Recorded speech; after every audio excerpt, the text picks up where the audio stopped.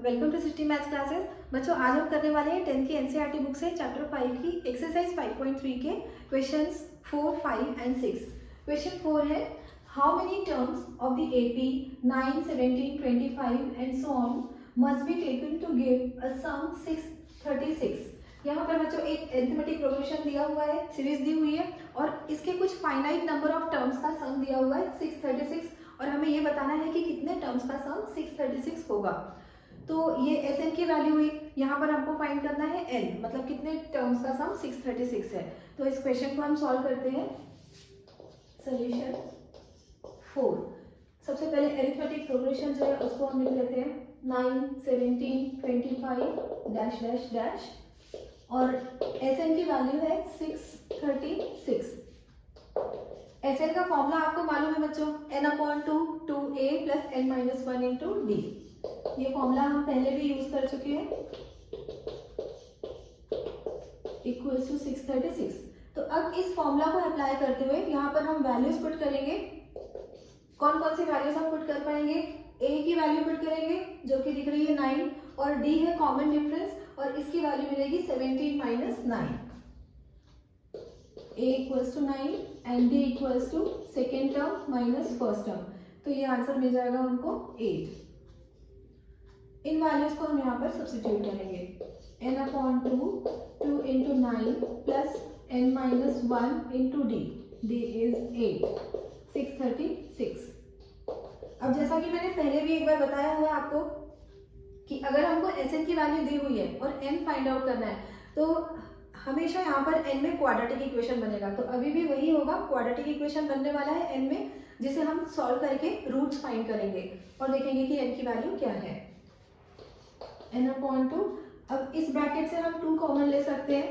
2 common लेंगे तो first term की जगह पे आएगा 9 और सेकेंड टर्म में से अगर 2 एज ए फैक्टर हमने बाहर लिया है तो यहाँ पर आ जाएगा 4। 8 में से 2 निकला एज ए फैक्टर तो यहाँ पर बचेगा 4 इक्वल्स टू 636। अब ये 2 कैंसिल हो जाएंगे, n into 9 plus 4n minus 4 equals to 636। n into 9 minus 4 5 plus 4n equals to 636।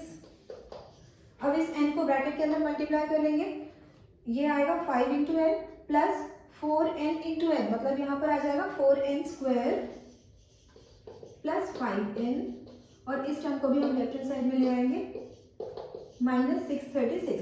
तो इस तरह से n में क्वाड्रेटिक इक्वेशन बना है।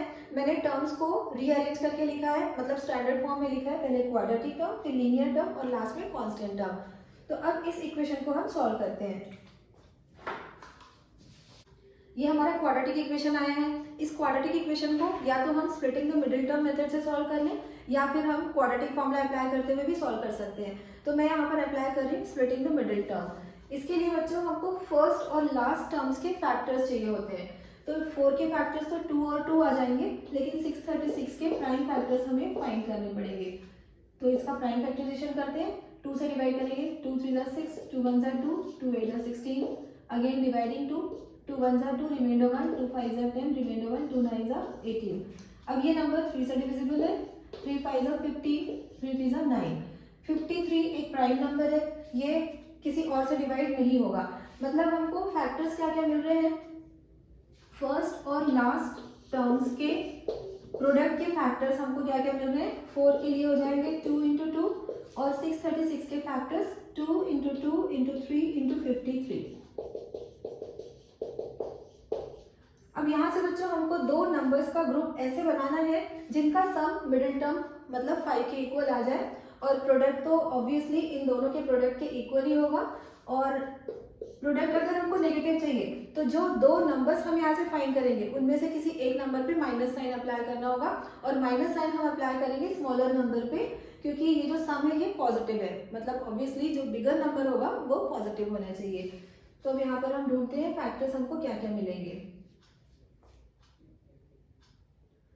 16 3 जा 48 एंड 53, 2 2 जा 4, 4 2 जा 8, 8 2 जा 16, 16 3 जा 48 एंड 53। तो यहाँ पर हम 48 पे माइनस साइन अप्लाई कर देंगे जिससे इनका जो डिफरेंस है वो +5 आ जाए और प्रोडक्ट के लिए हमको कोई सोचने की जरूरत नहीं है, प्रोडक्ट तो इन दोनों के प्रोडक्ट के इक्वल ही आएगा क्योंकि यहीं से हमने फैक्टर्स ऑब्टेन किए थे। तो अब हम सिलेक्ट करेंगे मिडिल टर्म को 4n² plus 53 minus 48 plus 53n minus 48n minus 636 equals to 0। अब हम कॉमन लेंगे तो फर्स्ट टू टर्म्स में कॉमन सिर्फ n दिख रहा है, n के अलावा कोई न्यूमेरिकल कोएफिशिएंट कॉमन नहीं मिल पाएगा।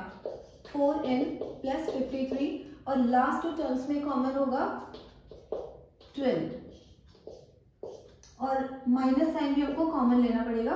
तो अब ब्रैकेट के अंदर क्या क्या टर्म्स आएंगे, 4n प्लस 53 इक्वल्स टू 0। एक बार हम यहाँ पर कंफर्म कर लेते हैं कि 53 और 12 का प्रोडक्ट 636 आता है या नहीं आता है। ये हमारी तरफ से क्रॉस चेकिंग हो जाएगी कि हम करेक्टली सॉल्व कर रहे हैं या नहीं कर रहे हैं। 12 3 36, कैरी ओवर 3, 12 5 60, 60 प्लस 3 63। तो ये प्रोडक्ट आ गया 636, मतलब हमारा ये कॉमन लेने के बाद जो टर्म्स बच रहे हैं ब्रैकेट में वो करेक्ट है। अब आगे इसे कंटिन्यू करेंगे हम 4n प्लस 53 कॉमन लेंगे। अब ब्रैकेट में आ रहा है n माइनस 12 इक्वल्स टू 0। दोनों फैक्टर्स को हम 0 से इक्वेट करेंगे। 4n plus 53 equals to 0 and n minus 12 equals to 0। तो यहाँ पर हमको n की वैल्यू मिलेगी minus 53 upon 4। 53 right hand side में जाएगा, माइनस 53 अपॉन 4 और सेकेंड वैल्यू आएगी 12।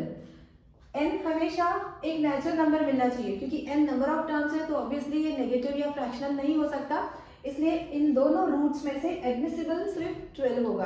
तो इस क्वेश्चन के आंसर में n की वैल्यू 12 होगी, मतलब 12 नंबर ऑफ टर्म्स का सम 636 होगा। तो ये हमारा फाइनल आंसर है। अब हम करते हैं question 5। The first term of an AP is 5, the last term is 45 and the sum is 400. Find the number of terms and the common difference. यहाँ पर बच्चों नंबर ऑफ टर्म्स भी फाइंड करना, मतलब n की वैल्यू और common difference भी find करना है, लेकिन फर्स्ट टर्म और लास्ट टर्म की वैल्यूज हमें दे दी गई है तो हम Sn का शॉर्ट फॉर्मूला यूज करेंगे। शॉर्ट फॉर्मूला मतलब Sn equals to n/2 into a plus n। तो अब सॉल्व करते हैं इस क्वेश्चन को।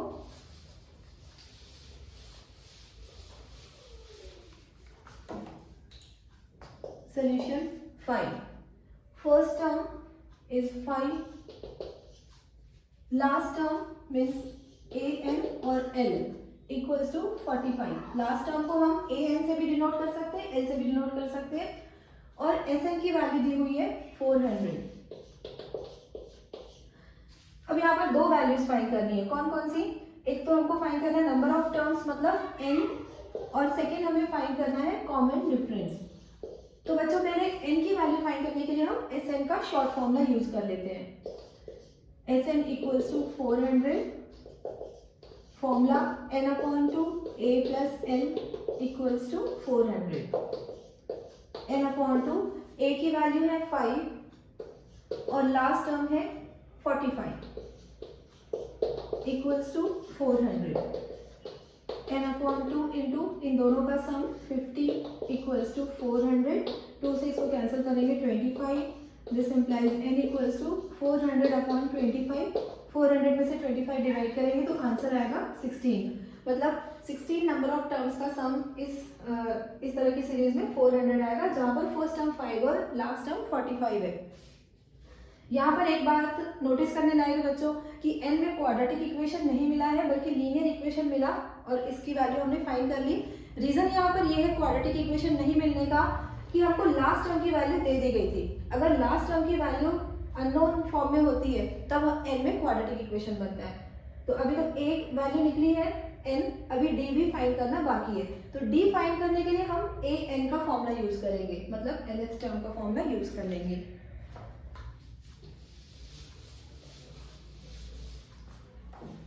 an equals to 45, formula a plus n minus 1 into d equals to 45। a की वैल्यू है 5, n हमें मिला था 16 minus 1 into d equals to 45। 5 right hand side में जाकर सब्ट्रैक्ट हो जाएगा 45 में से, तो राइट साइड में 40 मिलेगा हमको, लेफ्ट हैंड साइड है 15 into d. So d equals to 40/15। 5 से कैंसिल करेंगे इनको, 5 8 जा 40, 5 3 जा 15, तो आंसर आ रहा है 8/3। मतलब कॉमन डिफरेंस की वैल्यू हमें मिल रही है 8/3। तो ये क्वेश्चन 5 भी हमारा सॉल्व हो गया है। अब हम करेंगे question 6। The first and the last terms of an AP are 17 and 350 respectively. If the common difference is 9, how many terms are there and what is their sum? तो ये जो 6th क्वेश्चन है ये भी बिल्कुल 5th क्वेश्चन की तरह से है। यहाँ पर आपको first term and last terms की वैल्यूज दे दी गई है। फर्स्ट टर्म है 17, लास्ट टर्म है 350 और साथ में यहाँ पर कॉमन डिफरेंस दिया हुआ है। इस क्वेश्चन में कॉमन डिफरेंस हमने फाइंड किया था, लेकिन यहाँ पर कॉमन डिफरेंस की वैल्यू दे दी गई है और हमें फाइंड करना है नंबर ऑफ टर्म्स, क्योंकि ये पूछा हुआ है how many terms are there and what is there sum. तो n एंड Sn ये दोनों वैल्यूज हमको फाइंड करनी पड़ेंगी। तो अब यहाँ पर जो जो वैल्यूज हमें दी गई है उन सारी वैल्यूज को हम यहाँ पर नोट कर लेते हैं। फर्स्ट टर्म 17, लास्ट टर्म जिसको हम a n या l किसी से भी डिनोट कर सकते हैं, ये है 350। कॉमन डिफरेंस इज 9 और हमें फाइंड करना है n एंड Sn, ये दोनों वैल्यूज हमको फाइंड करनी है। तो यहाँ पर हम पहले तो a n का फॉर्मूला यूज कर लेते हैं। a n इक्वल्स टू 350 और इसका फॉर्मूला होता है a plus n minus 1 into d equals to 350। a की वैल्यू है 17, n minus 1 into d is 9 equals to 350। n minus 1 into 9 equals to 350 में से 17 राइट हैंड साइड में जाकर सब्ट्रैक्ट होगा।